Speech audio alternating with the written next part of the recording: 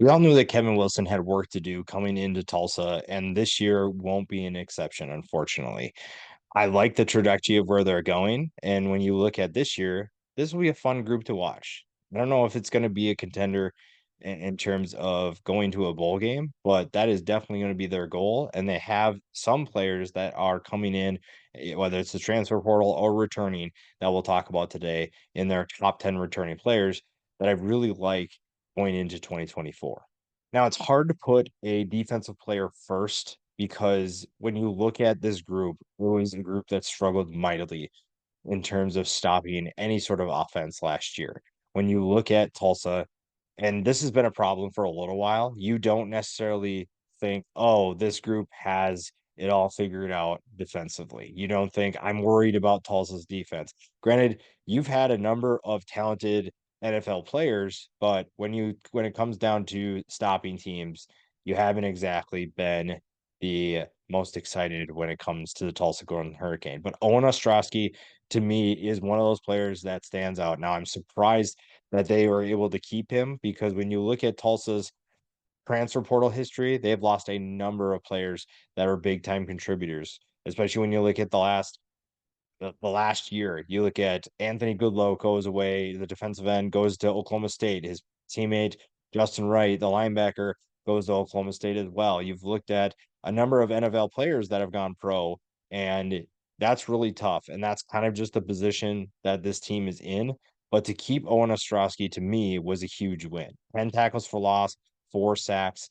I think that he is a player who can take a step forward. He just needs help around him. And if he gets that, then we're talking about a much improved group in 2024. Now, one of the things that Tulsa was really good at for a while is running the football. And we talked about the size of those running backs. There was a time where the average weight of the players that were running the football, the major contributors was a 220 plus. They had just some massive players. Now, Anthony Watkins doesn't fit that bill, but he's still solid at 5'11, 210 pounds. Now, last year, rushed for 889 yards and 4 touchdowns. Again, it seems like anytime you have a group of five player that sticks around and doesn't go into the transfer portal, it seems like a win. Now, would Watkins have a list of teams lining up for his services? I don't, he probably wouldn't have Power Five attention, but he's definitely someone that would garner plenty of attention. But the fact that he stayed at Tulsa is really exciting, especially for a group that finished 36 in rushing last year. This is a group that will once again lead the way if the quarterback position can't sort itself out. If they can't figure out who's going to be their quarterback, they do have some really intriguing options. One comes in from the portal. We'll talk about him later. But this is a group that I think could take a step forward if you're able to find that quarterback and the rushing attack continues to do what it does best. Now, again, if the quarterback position finds that guy, a guy like Camden Benjamin, really has a lot of potential. When you look at, he's not the biggest guy at 5'8", 175 pounds, but the speed is really what's going to stand out. He averaged 15.5 yards per catch last year, and that's going to be huge for an offense that wants to find explosive plays. 727 yards and 6 touchdowns for him. You just lost a handful of talented players on offense, especially guys like Devin Williams are gone from the for the transfer portal. You lose some players that is it makes it really difficult in terms of depth. But a guy like Camden Benjamin returning makes life easy for whoever wins that quarterback position. Now, one of those guys, and honestly, this was really surprising. Cooper Legas, you're looking at a guy who has big play potential. 19 touchdowns, 8 interceptions at Utah State last year, and not a full season for him. So if he can stay healthy, then that means big things for Tulsa. He will compete for the starting job. There are a couple players that he's going to compete with Cardell Williams coming back, Kirk Francis coming back.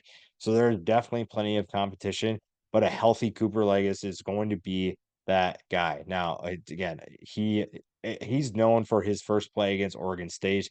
When you look at the bowl game, if you go back and watch that, you see the arm talent. He's someone who can spread it all over the field, someone who can distribute the ball to his playmakers and get these guys in good positions to make explosive plays. The rushing attack, like I said, should have this group in good position. And if this is a group that can improve from its position in terms of 94th in passing yards per game, then you're looking at an offense that's extremely explosive. And like I said before, a bowl game is definitely within reach. Now, I was a Braylon Braxton fan going into last season, but he obviously did not perform how I thought he would, and he's gone to Marshall.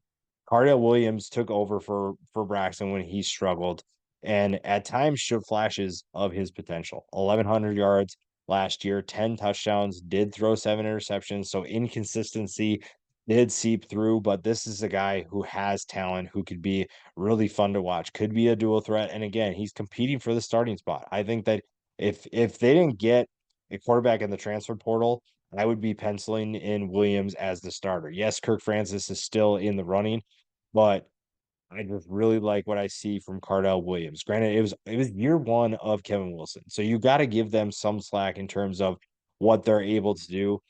And you have to at least believe that this is a group that can improve. They averaged 23.4 points per game last year, but if they can figure out the quarterback position or find ways to be multiple, even if Carl Williams doesn't win the starting job, I have a hard time believing they won't try to get him on the field. He's an explosive player. He is a talented player that can make a difference for this offense. And I know that Kevin Wilson has some things ready for his quarterback, even if he is in a backup role, he has something that will help this team. Again, the rushing attack used to be this massive group, and that's just not going to be the case. But that doesn't mean the production is going to take a hit. Bill Jackson, a guy who this staff didn't recruit, but the previous staff was extremely high on coming into his arrival to Tulsa. Now you get to see what he can do. 414 yards last year, 1 touchdown, and him and Anthony Watkins running the football together will be really fun to watch. Jackson is not the biggest guy at 5'9", 195 pounds, but again, you're seeing a different type of offense. You're seeing a different style of offense with Kevin Wilson, and that's okay. That'll be really fun to watch. Again, the quarterback position is the key, the X factor. Offensive line obviously plays a role too, but I think that when you're looking at it, the skill positions are going to be really fun if you're a Tulsa Golden Hurricane fan in 2024. Ethan Hall is really interesting to me because he does not put up stats.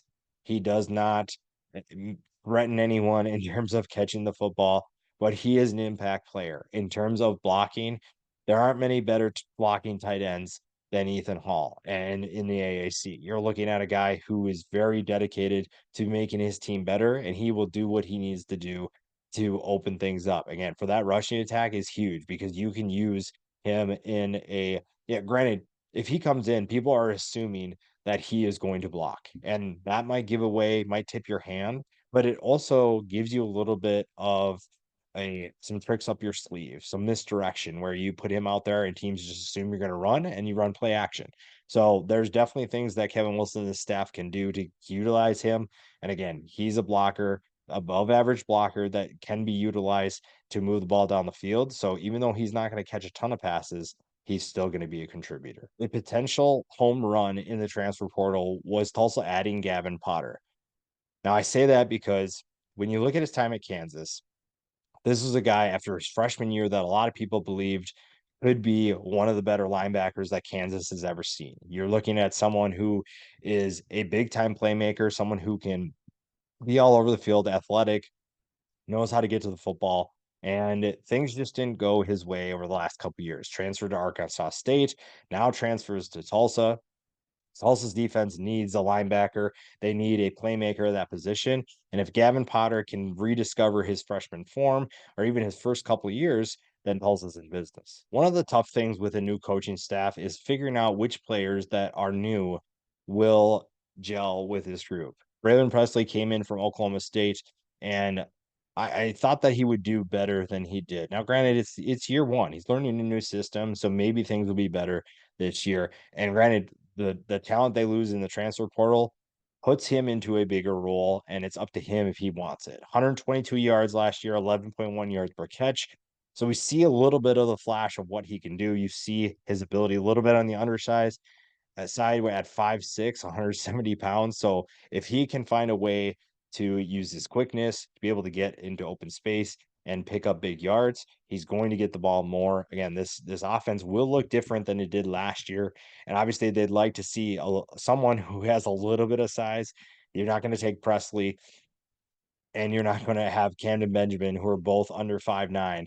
do a lot of big things downfield. So you need to find someone that complements them really well. And if you do, those guys can do a lot of damage. Now, the defense has the most to figure out. You're looking at a secondary that has their backs against the wall. 130th in defending the pass last year. This group as a whole struggled to stop anybody, and it's pretty much been through the passing attack. Gave up almost 280 yards per game.